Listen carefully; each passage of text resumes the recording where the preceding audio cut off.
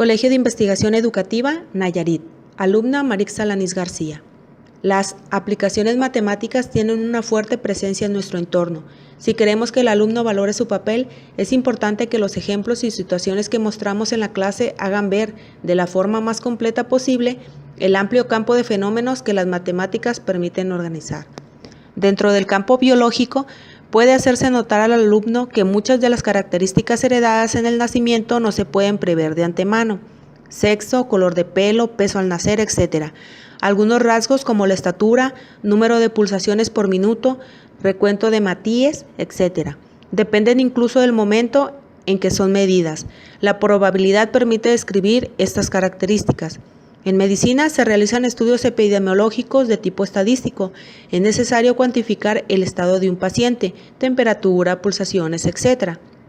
y seguir su evolución mediante tablas y gráficos, comparándola con los valores promedios en un sujeto sano.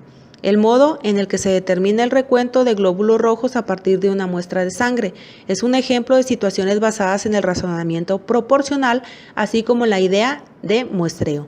Cuando se hacen predicciones sobre la evolución de la población mundial o sobre la posibilidad de extinción de las ballenas, se están usando modelos matemáticos de crecimiento de poblaciones, de igual forma que cuando se hacen estimaciones de la propagación de una cierta enfermedad o de la esperanza de vida de un individuo. Las formas de la naturaleza nos ofrecen ejemplos de muchos conceptos geométricos, abstraídos con frecuencia de la observación de los mismos. El crecimiento de los alumnos permite plantear actividades de medida y ayudar a los alumnos a diferenciar progresivamente las diferentes magnitudes y a estimar cantidades de las mismas, peso, longitud, etc. Además del contexto biológico del propio individuo, nos hallamos inmersos en un medio físico. Una necesidad de primer orden es la medida de magnitudes como la temperatura, la velocidad, etc. Por otra parte, las construcciones que nos rodean, edificios, carreteras, plazas, puentes, proporcionan la oportunidad de analizar formas geométricas. Su desarrollo ha precisado de cálculos geométricos y estadísticos, uso de funciones y actividades de medición y estimación, longitudes, superficies, volúmenes, tiempos de transporte, de construcción, costos, etc. ¿Qué mejor fuente de ejemplos sobre estos fenómenos aleatorios que los meteorológicos? La duración, intensidad, extensión de las lluvias, tormentas o granizos, las temperaturas máximas y mínimas, la intensidad y dirección del viento son variables aleatorias. También lo son las posibles consecuencias de estos fenómenos: el volumen de agua en un pantano, la magnitud de daños de una riada o granizo son ejemplos en los que se presenta la ocasión de estudio de la estadística y probabilidad. El hombre no vive aislado, vivimos en sociedad. La familia, la escuela, el trabajo, el ocio están llenos de situaciones matemáticas. Podemos cuantificar el número de hijos de la familia, la edad de los padres al contraer matrimonio, el tipo de trabajo. Las creencias o aficiones de los miembros varían de una familia a otra. Todo ello puede dar lugar a estudios numéricos o estadísticos. Para desplazarnos de casa a la escuela o para ir de vacaciones dependemos del transporte público. Podemos estimar el tiempo, la distancia o el número de viajeros que usarán el autobús. En nuestros ratos de ocio practicamos juegos de azar tales como quinielas o loterías. Acudimos a encuentros deportivos cuyos resultados son inciertos y en los que tendremos que hacer cola para conseguir las entradas. Cuando hacemos una póliza de seguros no sabemos si la cobraremos o por el contrario perderemos el dinero pagado.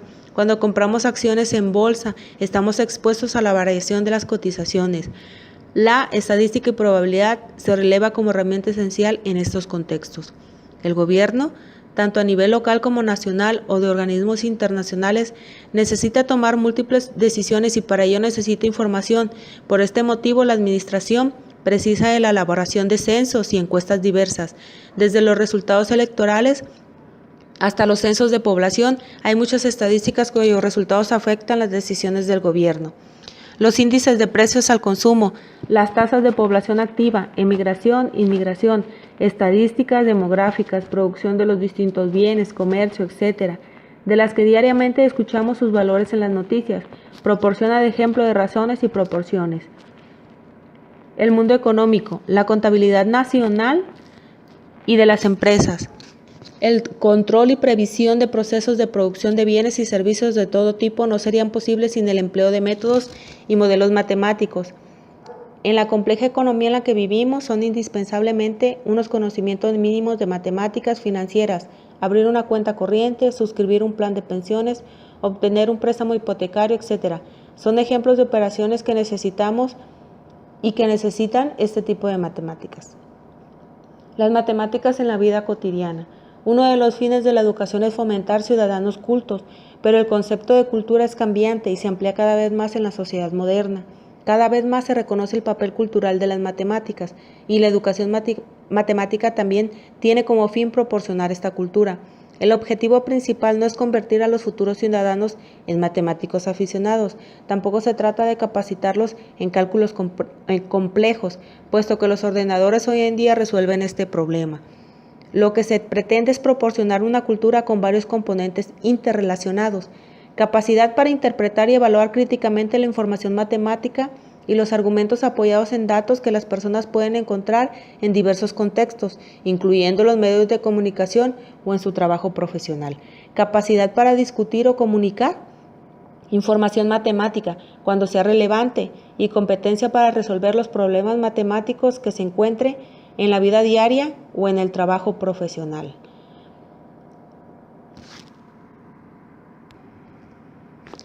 El dar un papel primordial a la resolución de problemas y a la actividad de modelización tiene importantes repercusiones desde el punto de vista educativo. Sería cuando menos contradictorio con la génesis histórica de las matemáticas, al igual que con sus aplicaciones actuales. Presentar las matemáticas a los alumnos como objeto cerrado, completo y alejado de la realidad debe tenerse en cuenta, por una parte, que determinados conocimientos matemáticos permiten modelizar y resolver problemas de otros campos, y por otra, que a menudo estos problemas no estrictamente matemáticos en su origen proporcionan la base intuitiva sobre lo que se elaboran nuevos conocimientos matemáticos. Desde el punto de vista de la enseñanza de las matemáticas, deben concretarse estrictamente la edad y conocimientos de los alumnos. No podemos proponer los mismos problemas a un matemático, a un adulto, a un adolescente o a un niño, porque sus necesidades son diferentes. Hay que tener claro que la realidad de los alumnos incluye su propia percepción del entorno físico y social y componentes imaginadas y lúdicas que despiertan su interés en mayor medida que pueden hacerlo en las situaciones reales que interesan al adulto. En consecuencia, la activación del conocimiento matemático mediante la resolución de problemas reales no se consigue trasvasando de forma matemática situaciones reales, aunque sean muy pertinentes y significativas para el alumno, ya que éstas pueden no interesar a los alumnos.